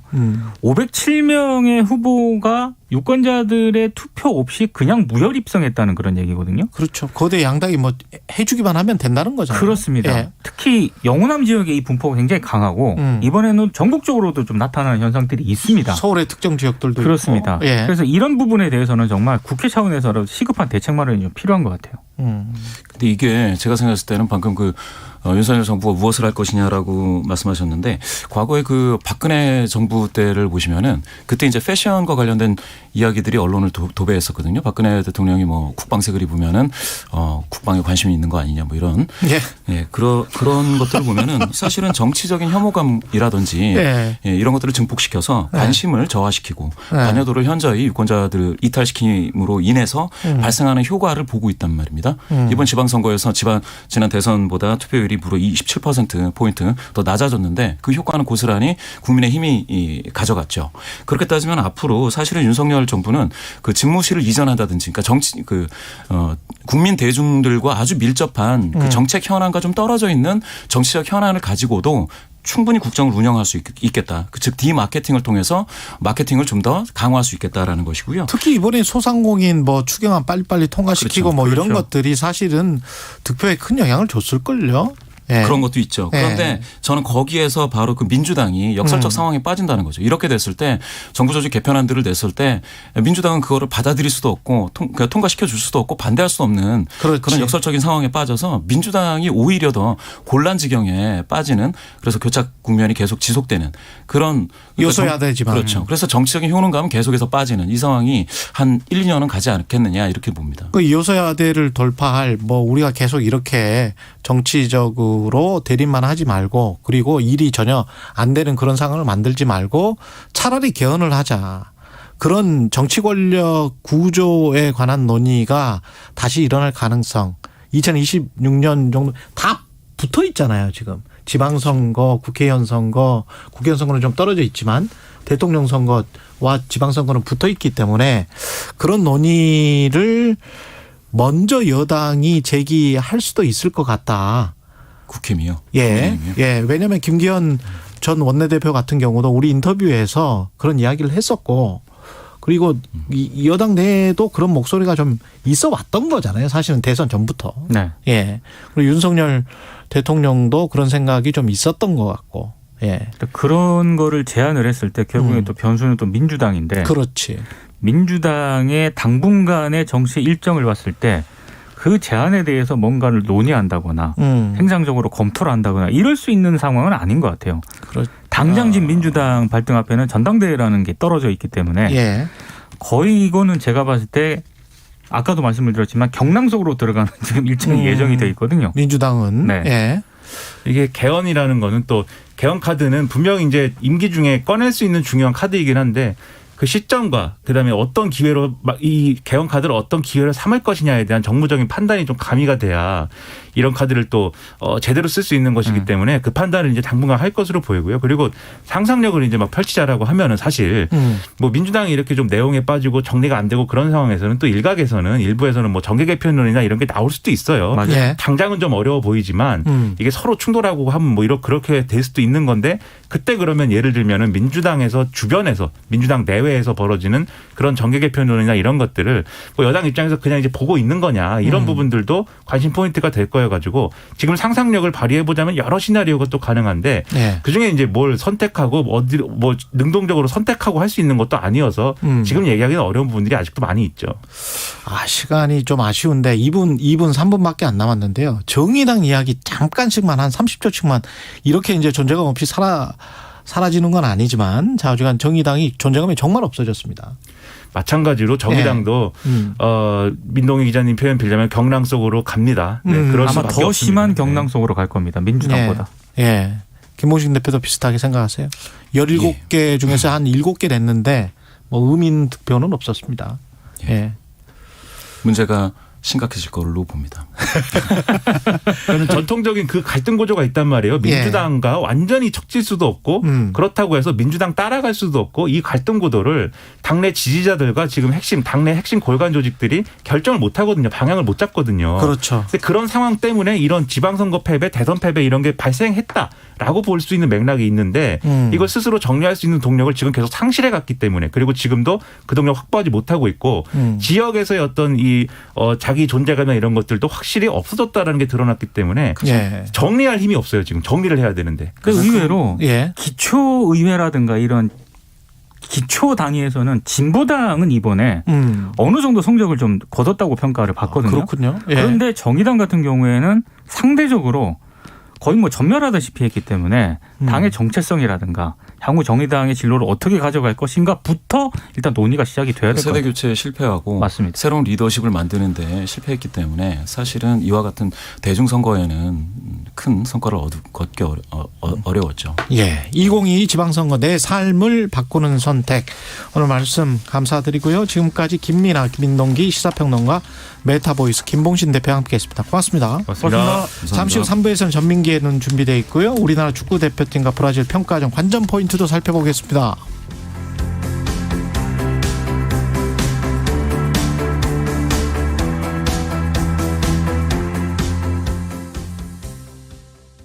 잠시 후 8시 반부터 일부 지역국에서는 해당 지역 방송을 보내드립니다. 그대를 만나고 그대와 마주보며 숨을 쉴 수 있어서 경제쇼를 만나고 경제쇼와 함께 할 수 있다면 우리의 삶은 달라집니다. 오후 4시 5분 홍사훈의 경제쇼 여러분께 힘이 되어드리겠습니다. 있어서 다행이다.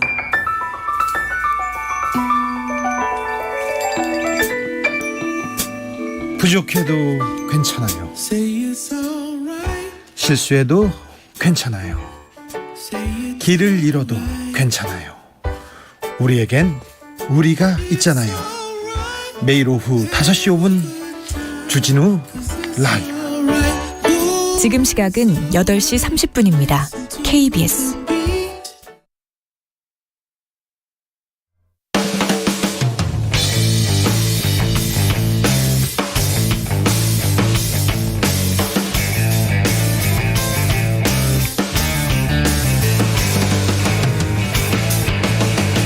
최경영의 최강 시사.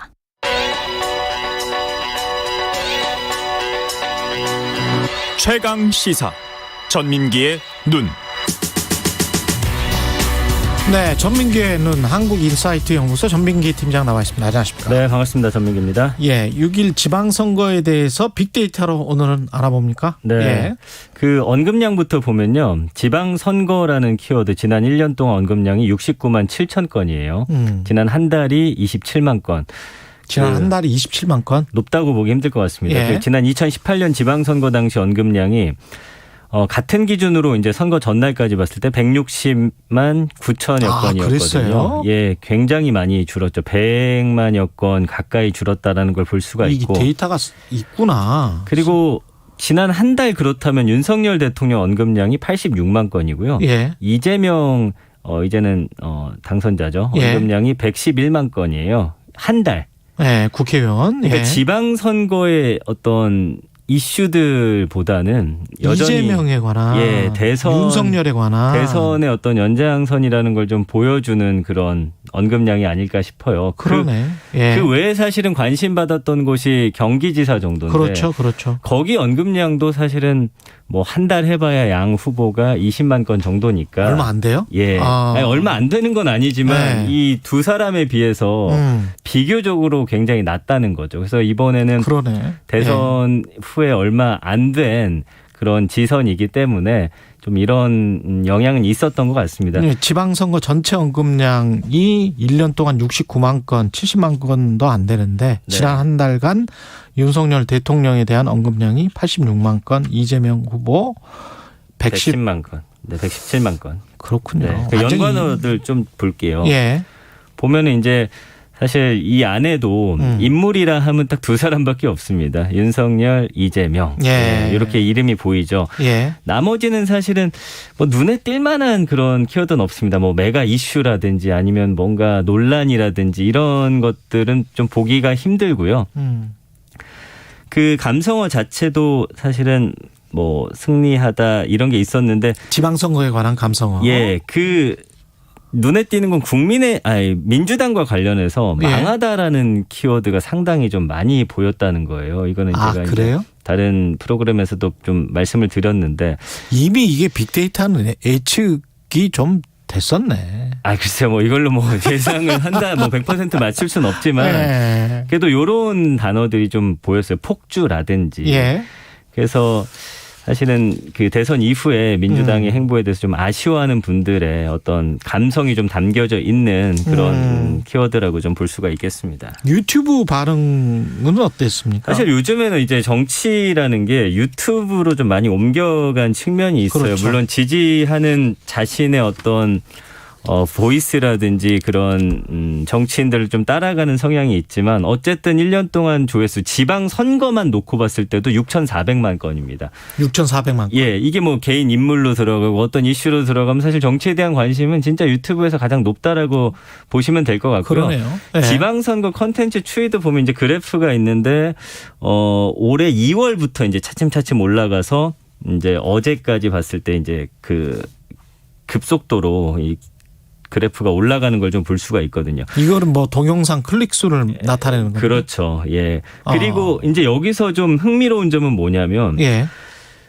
다른 부분에 있어서는 지방선거나 정치인 관련해서 부정 감성어가 높은데 예. 이 유튜브만 가면 긍정이 62%입니다.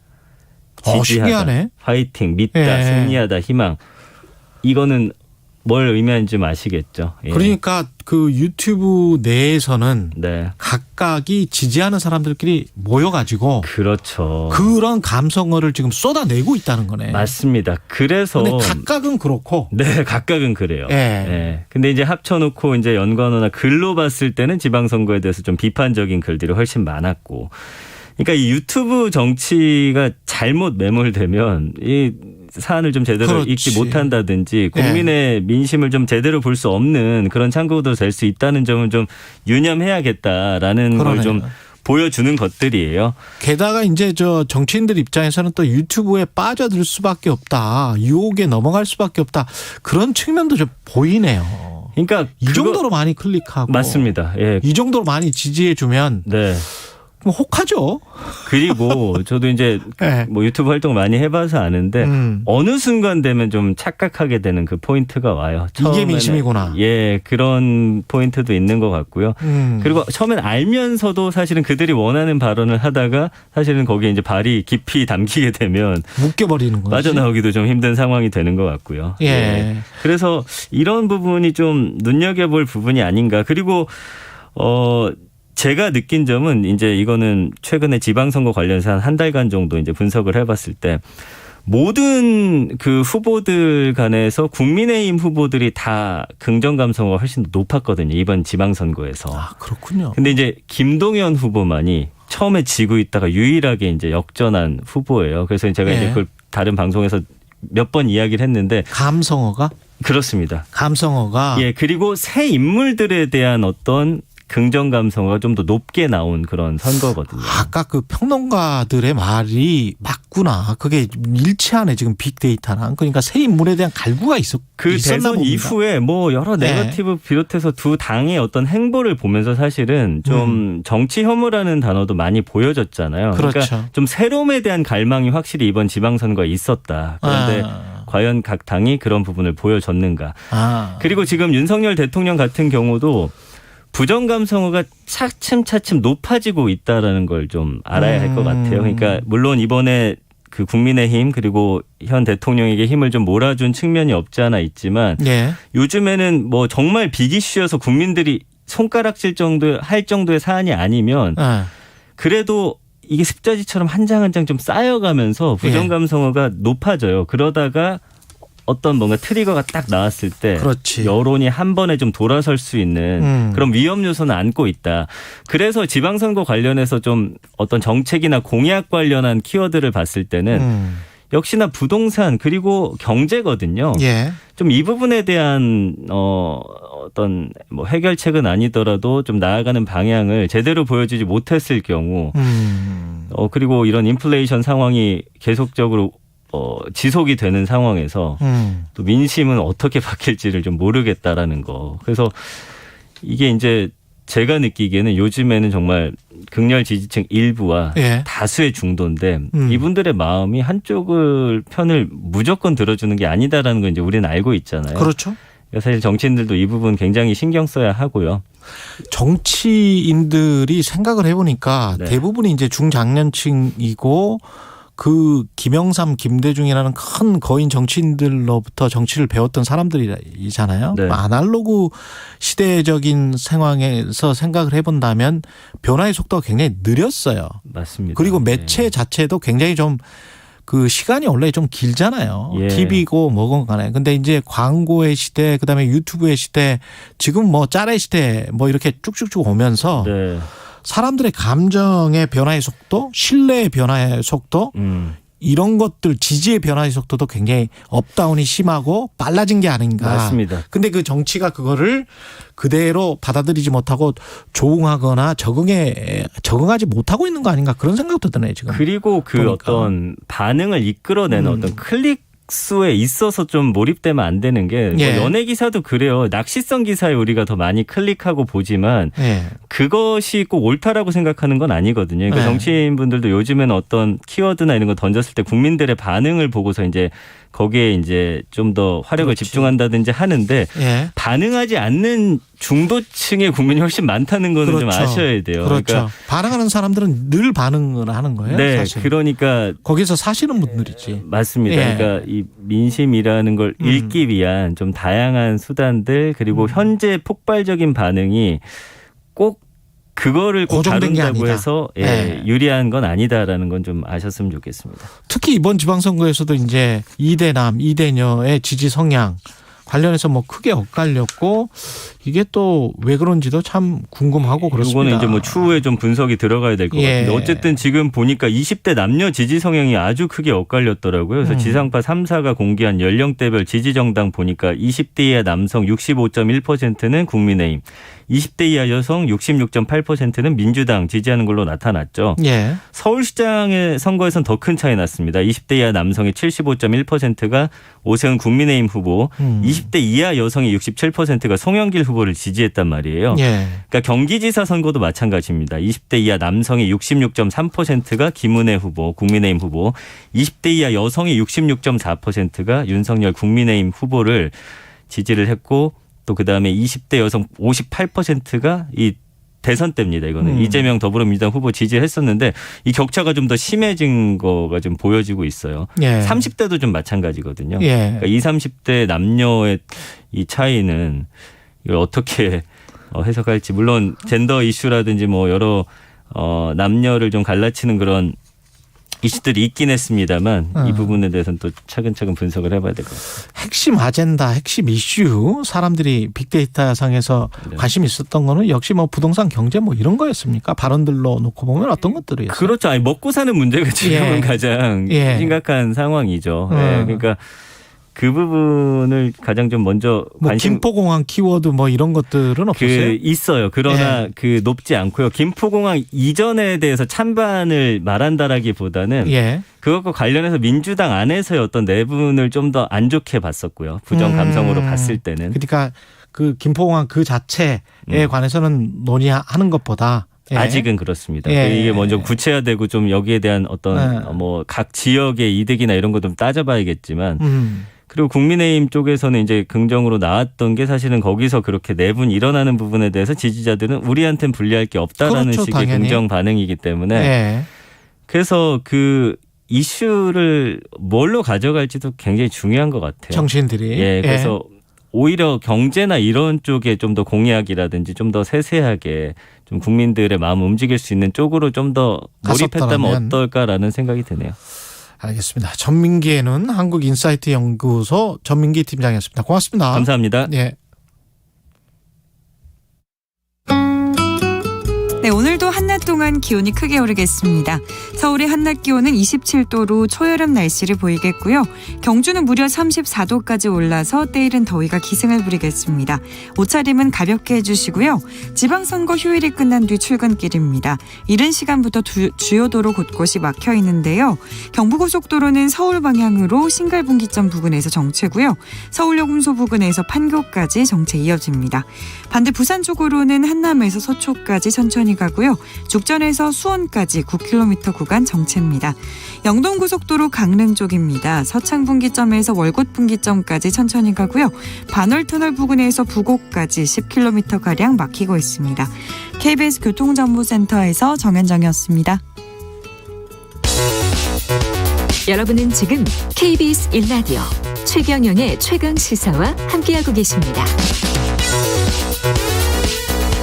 네, 오늘 8시 서울 월드컵 경기장에서 한국과 브라질 국가대표팀 평가전 열립니다. 피파 랭킹 1위입니다, 브라질. 예, 우리 선수들 멋진 플레이 펼칠 수 있을지.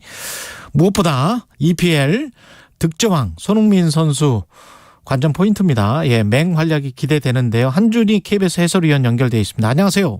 네, 안녕하세요. 예, 일단 피파 랭킹 1위 브라질과 상대를 하는데 관심이 뜨겁습니다. 어떻게 기대하고 계십니까?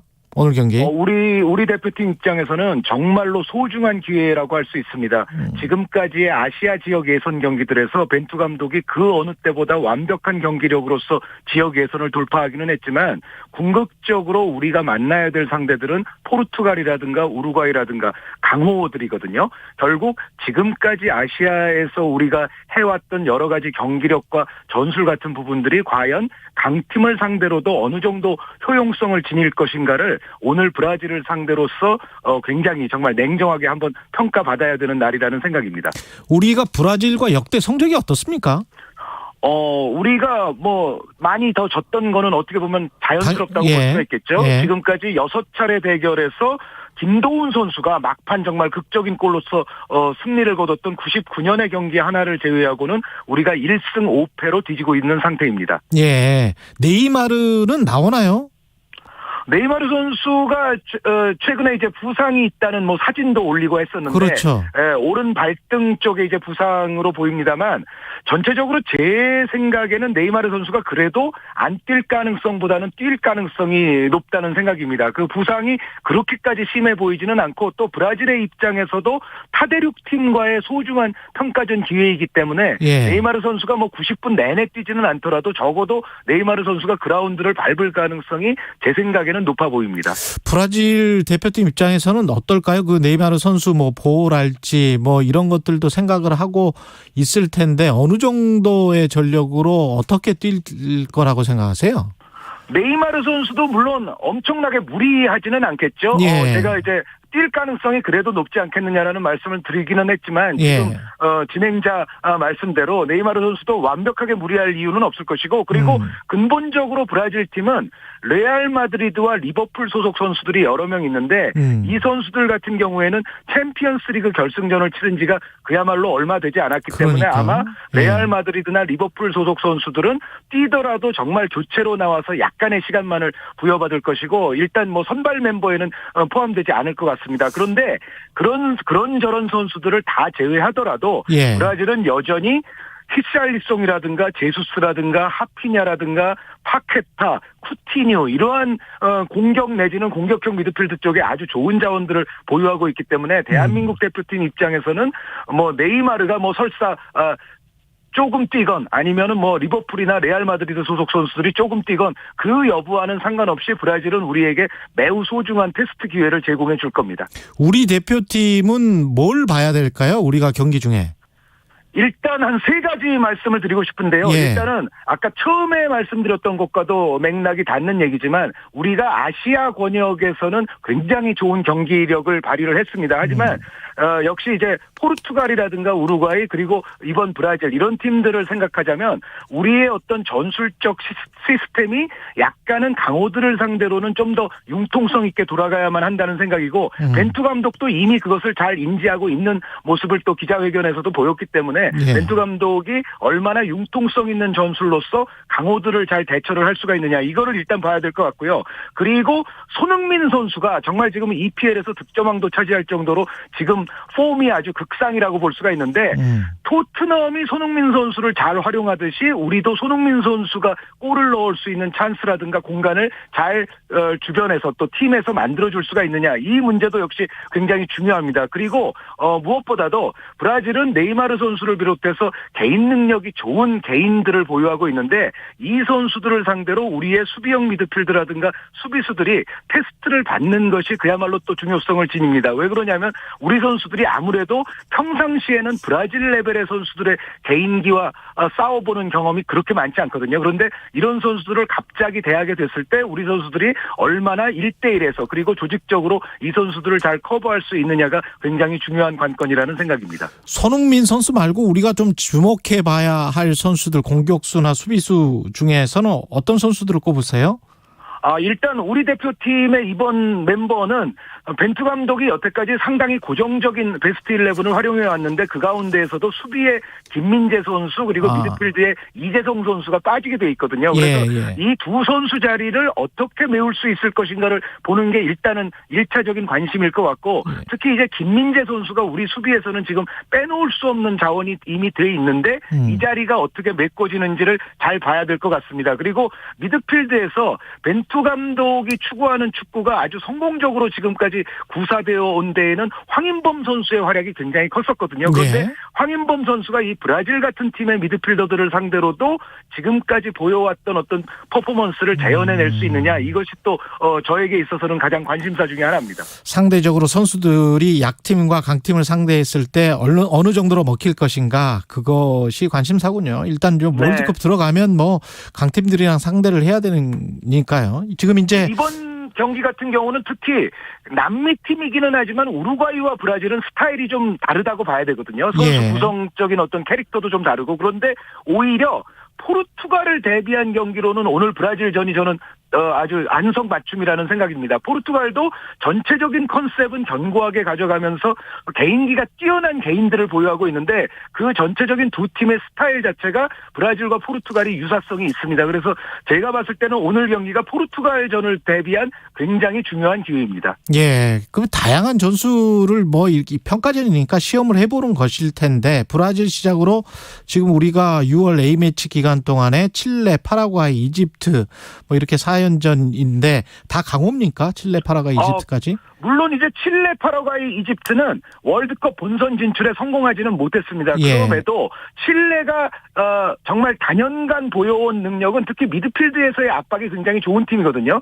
우리가 미드필드가 강한 팀을 상대로 얼마나 중원에서 찬스를 만들고 압박을 피해서 경기를 풀어나올 수 있을 것인가가 관건이고, 파라과이 같은 경우가 사실은 스타일상으로 보면은 우루과이와 상당히 유사성이 있습니다. 그래서 우루과이를 대비해서는 파라과이도 저는 굉장히 양질의 테스트를 제공할 것이라고 생각을 하고, 이집트와 대한민국의 대결은 역시 뭐니 해도 이집트에는 살라 선수가 있기 때문에 손흥민 선수와 살라 선수의 대결로도 관심을 모을 뿐 아니라 이집트 역시 조직력은 대단히 좋은 팀이에요. 그래서 우리가 조직력이 강한 상대를 상대했을 때 또 어떻게 되느냐, 이것도 상당한 관심사가 아닐 수 없겠습니다.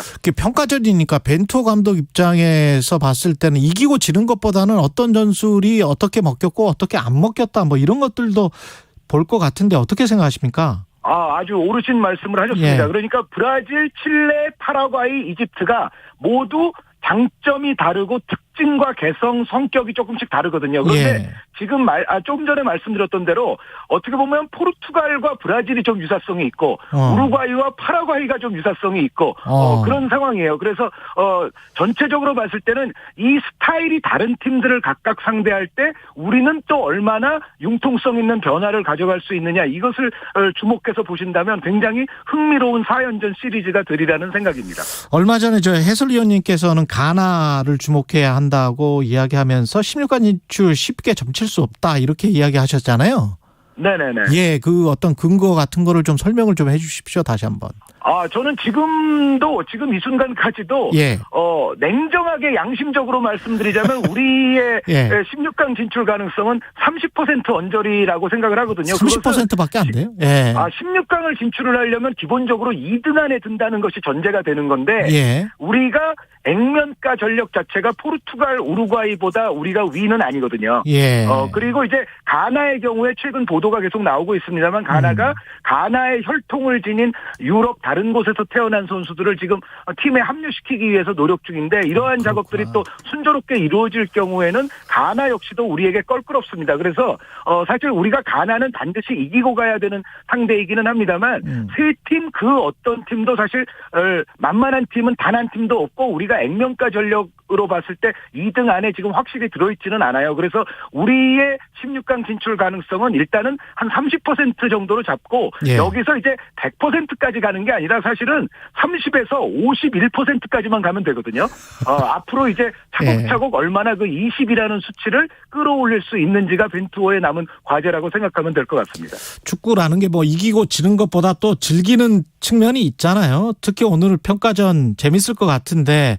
그렇죠. 예. 그 굉장히 중요한 말씀을 해주셨는데 사실은 승패에 따라서 너무 많은 찬양이나 너무 과도한 비판이 주어지는 것은 저는 조금 탐탁지는 않게 생각을 하고 사실 정말 일단 즐기는 것부터 월드컵은 또 전 세계인의 축제 아니겠어요? 그렇습니다. 그래서 즐기는 것부터 축구를 시작하셨으면 하는 바람이 있습니다. 여기까지 듣겠습니다. 지금까지 한준희 KBS 해설위원이었습니다. 고맙습니다. 네, 감사합니다. 응원의 마음을 담아서 즐기는 응원의 마음. 오늘의 끝곡 윤도현 밴드의 오필슨 코리아 들으면서 마무리하겠습니다. 지금까지 세상에 이익이 되는 방송 최경영의 최강시사였습니다. 내일 아침 7시 20분에 다시 돌아오겠습니다. 고맙습니다.